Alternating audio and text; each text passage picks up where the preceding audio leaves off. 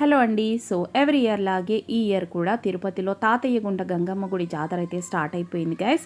So నేనైతే ఇది అంటే నెక్స్ట్ డే జాతర చాటింపు వేసినప్పటి నుంచి నెక్స్ట్ డే జాతర అయితే నేను ముందు రోజు వెళ్ళామన్నమాట. సో ఫుల్ జనాలు ఉన్నారు. మీకు ఇక్కడ కనిపిస్తుందా? ఈరోజు ఏంటంటే మగవాళ్ళందరూ కూడా అమ్మాయిల్లాగా వేషాలు వేసుకుంటారు. రకరకాల వేషాలు అయితే వేసుకుంటూ ఉంటారు. ఈ ట్రెడిషన్ మోస్ట్లీ అందరికీ ఈ మధ్య బాగా ఫేమస్ అయిపోయింది పుష్ప మూవీ తర్వాత. కాబట్టి ఇది అమ్మవారి గుడి అండి. సో చాలా చాలా పవర్ఫుల్ అనమాట అమ్మవారు. సో ఇప్పుడు మన ప్రజెంట్ మన ఇండియా ఫేస్ చేస్తున్న ప్రాబ్లమ్స్ అన్నీ క్లియర్ అయిపోవాలి, ఆర్మీ వాళ్ళందరికీ కూడా మంచి జరగాలి అని అమ్మవారిని మనస్ఫూర్తిగా కోరుకుంటున్నాను గైస్.